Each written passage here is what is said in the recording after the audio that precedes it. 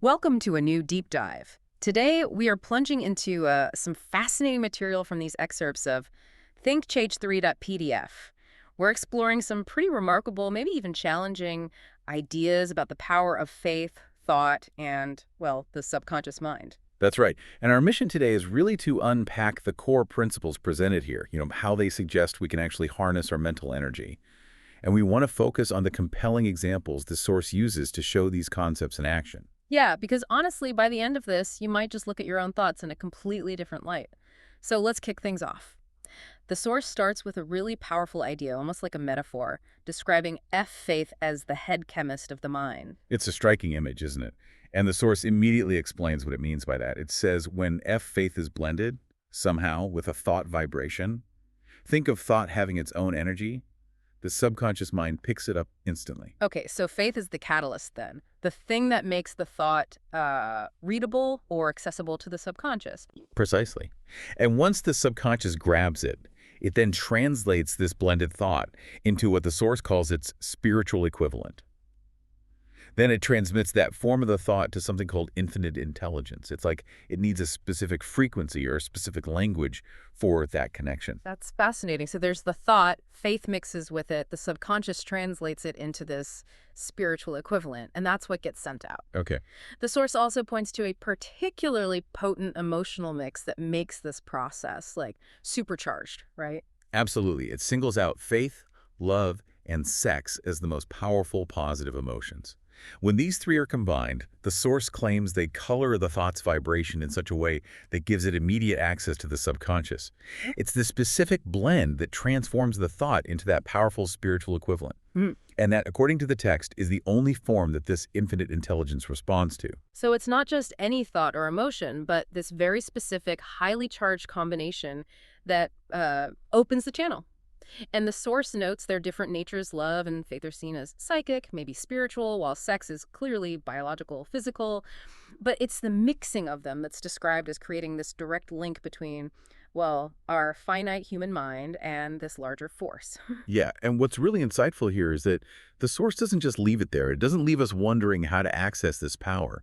It claims isn't just something you either have or you don't have. It's actually a state of mind that can be induced or, deliberately created. Which I think for a lot of people is a total game changer. We hear just have faith all the time, but this gives us a potential method. And the main way described is through affirmation or, as the text puts it, repeatedly instructing the subconscious mind. This is also called autosuggestion. Right, the text gets quite practical with an example. If your desire is money, for instance, you can literally convince your subconscious mind that you believe you will receive it. And you do this by repeatedly feeding it that thought. That's the autosuggestion part. The subconscious then acts on this manufactured belief, generating that feeling of faith. Importantly, it starts to produce actual concrete plans to achieve the desire. The source does admit, though, that trying to describe the feeling of developing faith this way is hard, almost like explaining the color red to someone born blind. It suggests it's something that comes through doing it, through applying these principles. Exactly. And the key to the doing is repetition. The source is very, very clear on this. Any thought impulse, doesn't matter if it's positive or negative, if it's repeatedly sent to the subconscious, it will eventually be accepted and acted upon. The subconscious will then translate that impulse into its physical reality, using the most practical means available. And that brings us to a really crucial, maybe even slightly alarming point about the subconscious mind. According to this material, it's completely impartial. This is vital, absolutely vital to grasp. The subconscious doesn't have a filter for good thoughts or bad thoughts. It just works with whatever mental material you feed it. It'll translate a thought fueled by fear just as readily, just as effectively as one driven by courage or faith. So the fuel is what matters. The source says emotion or feeling is what gives thoughts their vitality, life, and action. And thoughts mixed with any strong emotion, positive or negative, those are the ones that truly influence the subconscious. Yeah, and this raises a pretty significant point the source makes. Think about how many people might be experiencing constant misfortune or bad luck. The text argues it could simply be because their dominant thought is that they are doomed to poverty or failure. It suggests millions might create their own reality of misfortune directly through this negative belief, which their impartial subconscious then just dutifully brings into physical form. Wow, that's a heavy thought. And the source even goes a step further, suggesting you can deliberately deceive your subconscious through autosuggestion. You do this by giving it instructions while really maintaining a state of expectancy or belief that the outcome will happen. The practical instruction given is to conduct yourself as if you were already in possession of whatever it is you desire. And the text backs this up with some pretty powerful examples of the subconscious acting on these deeply ingrained thoughts or suggestions. It quotes a criminologist who observed how men exposed to crime might first reject it, then they tolerate it, and then eventually they adopt it. It's presented as showing how repeated negative influence, basically negative autosuggestion, can fundamentally alter belief and behavior. Right, and there's that stark story cited from medical history about suggestive suicide. It tells of a Joseph Grant, a bank official facing disgrace after losing borrowed money. He apparently went to a hotel room and just kept repeating, "My God, this will kill me. I cannot stand the disgrace." The source states he died shortly after, and the doctors apparently called it mental suicide, interpreting it as the subconscious literally acting on that dominating negative thought. These examples really highlight that the law of autosuggestion, well, like electricity or the wind, it isn't inherently moral. It's just a force. It can be used constructively to lead you towards peace and success, or it can be used destructively, pulling you down into failure. And it all depends, the source says, on the direction you point your sails of thought. So the key insight here seems to be if the subconscious is impartial and repetition is the engine, then consciously choosing our dominating thoughts is absolutely essential. The text basically says we are fundamentally shaped by the thoughts we allow to occupy our minds most often. And it introduces this idea that thoughts, especially thoughts charged with feeling or emotion, are like a magnetic force. Yeah. They don't just sit there. They attract similar thoughts from what the source describes as the ether. Now think of the ether here as like a cosmic field carrying all sorts of vibrations, some destructive like fear or poverty, some constructive like prosperity or success.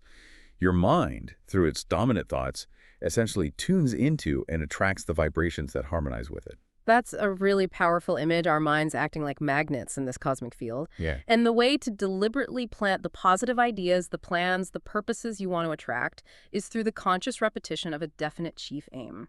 Writing it down, memorizing it, saying it aloud daily, that's presented as the method to ensure those vibrations reach the subconscious. Exactly. And for anyone out there who struggles with a lack of self-confidence, the source calls this a major weakness. But, importantly, one that can be overcome using the same principle of autosuggestion. It's presented as a way to consciously translate timidity into courage by repeatedly, deliberately impressing the subconscious with thoughts of confidence.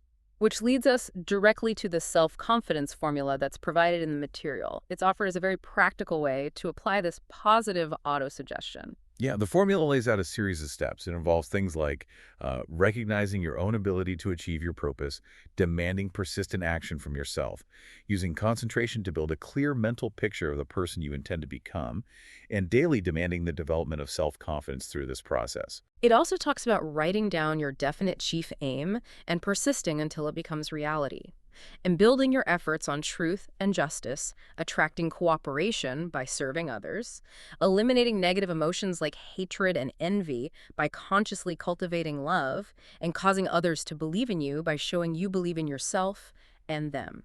It's quite comprehensive. It really is. And the instruction is very specific. Yes. Sign it, memorize it, and repeat it aloud every single day. And crucially, do it with full F, that it will influence your thoughts and actions. The source actually claims this formula is backed by a law of nature that will work if used constructively. But it also warns that applying the same principle negatively is often the root cause of failure. It all circles back to that core principle, doesn't it? Reiterated again. All impulses of thought, especially when mixed with emotion, have this tendency to manifest in their physical equivalent. Exactly. And that impartial subconscious mind, that chemical laboratory, it just works with whatever material you feed it, translating dominant thoughts into reality. Okay, but does this actually work? I mean, beyond theory. The source offers historical examples as, well, proof of faith's power in action, citing achievements of people who apparently mastered it. It does. It starts by pointing to figures like the Nazarene Jesus Christ, arguing that Christianity itself, at its very foundation, is based on faith, and its enduring impact, its achievements, are presented as evidence of this power, despite, any later distortions. Right. And then there's the example of Mahatma Gandhi described as truly astounding. The source highlights that he wielded this immense force, more powerful than armies or money, achieving his goals purely through his deep understanding of faith and his ability to transplant that faith into the minds of 200 million people. This faith caused them to coalesce and move in unison, an effect the source argues could only be achieved by faith. It's a powerful claim. And Abraham Lincoln is another case presented, described as having struggled, even failed until well after age 40. The source claims his sleeping genius was awakened by a profound experience involving sorrow and love, specifically referencing Anne Rutledge. This connects right back to that idea that love is deeply related to faith and helps translate thoughts into their spiritual equivalent. The author even notes finding in their research that a woman's love seemed to be a driving force behind nearly every great achievement of the men studied, creating a sort of magnetic attraction for positive, higher thoughts and vibrations. Okay, so bringing these powerful, sometimes abstract concepts down to the concrete world, achieving tangible results, specifically riches. The source uses the creation of the United States Steel Corporation as a prime illustration. It's presented as a clear case study of how an intangible desire was transmuted into an immense physical equivalent. Yes, and the source's central claim here is really bold. It says the entire huge fortune embodied by U.S. Steel didn't start with iron ore or factories. It began as an idea, just an idea in the mind of Charles M. Schwab. And the material details Schwab's process using the very principles we've been discussing. He took his idea, mixed it with faith, formulated a clear plan, and then put that plan into action with incredible persistence and decision, all fueled by what the text calls a burning desire. The narrative really zooms in on a specific dramatic moment. A dinner back in 1900. Schwab, relatively young at 38, is addressing these skeptical financial giants, including J.P. Morgan. He was supposed to be brief, apparently, but spoke for 90 minutes with incredible conviction, this galvanic force laying out his vision for Steel's future. And the challenge was huge, right? Others had tried to create Steel Trust, but they were tiny compared to Andrew Carnegie's massive empire. No real consolidation could happen without bringing Carnegie into the fold. Exactly. And Schwab's speech was critical because it wasn't just about structure. It laid out a revolutionary program for the whole industry: efficiency, specialization, economies of scale, expanding markets, moving away from the old cutthroat piracy methods, as the text calls them. He came across as this visionary, the apostle of modern mass production. And his conviction implied that bringing Carnegie's empire into this new structure was actually possible. The source then describes the follow-up negotiations at Morgan's home, which apparently lasted all night. Schwab presented detailed figures for the key companies needed. And what's striking is his figures weren't really debated. The discussion was more about the structure and the sheer possibility of it all. And Schwab held firm on including only the specific companies he nominated as essential. Right, and the turning point reportedly came at dawn. Morgan asked the critical question: could Schwab actually persuade Carnegie to sell? Schwab said he'd try. And Morgan committed to undertaking the massive financial task if Schwab could pull it off. And the story goes, Schwab convinced Carnegie during a golf game, appealing to his desire for retirement and, well, immense wealth. Carnegie apparently wrote down his price on a slip of paper around $400 million back then. When Morgan saw the figure, his famous response was supposedly, "I think, Schwab, if you had asked for it, you'd have gotten it." Incredible story. U.S. Steel was formed shortly after, creating enormous wealth. But the core insight the source really emphasizes is this: the property's value didn't just add up arithmetically. It increased by an estimated $600 million by the mere transaction, which consolidated them under one management. Meaning the value wasn't just in the physical assets, the mills and so on, but in the idea itself and the way it was brought together. The takeaway, according to the text, is that Schwab's revolutionary idea, combined with the faith he presented it with and saw it through, was essentially marketed for a profit of approximately $600 million. The steel mills, while necessary, were secondary. The real ingredients were intangible: faith, desire, imagination, and persistence. Exactly. So this story, then, is presented as powerful proof right from the heart of the business world that you can indeed convert an intangible desire into its physical equivalent. Riches, like everything else according to this text, begin in thought, and faith is positioned as the force that removes limitations and makes the seemingly impossible possible.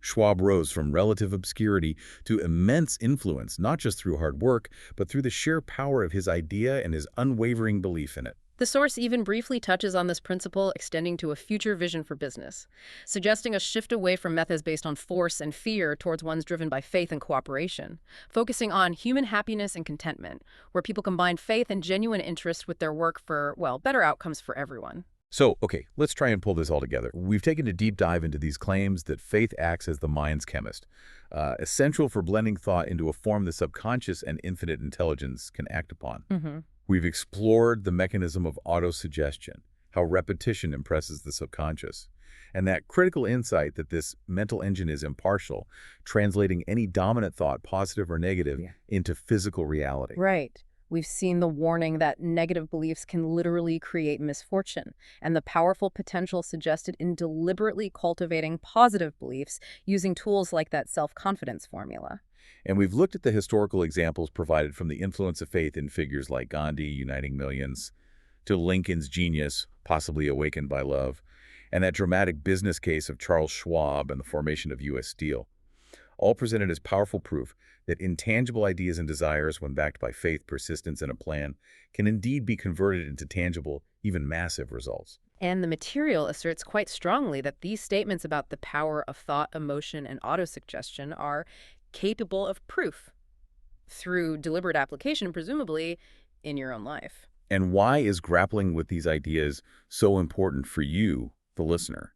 Because, according to this material, the fundamental force shaping your personal reality, your outcomes, your successes, and yes, even your perceived misfortunes, is rooted fundamentally in the state of your own mind and your dominant thoughts. So we've really unpacked some truly remarkable claims from this source today. That faith is this powerful, almost alchemical force, that your subconscious mind is an impartial engine working tirelessly to translate your dominant thoughts and beliefs into physical reality, whether those thoughts are constructive or destructive, and that seemingly intangible ideas and desires can be converted into tangible results, even vast fortunes, through the deliberate and persistent application of these principles. Yeah, we've seen those stark warnings about the destructive power of negative fear-based belief, and also these compelling examples suggesting the immense constructive power available when faith and desire are consciously cultivated and applied. All of this really brings us back to a central, maybe slightly uncomfortable, but potentially incredibly empowering idea.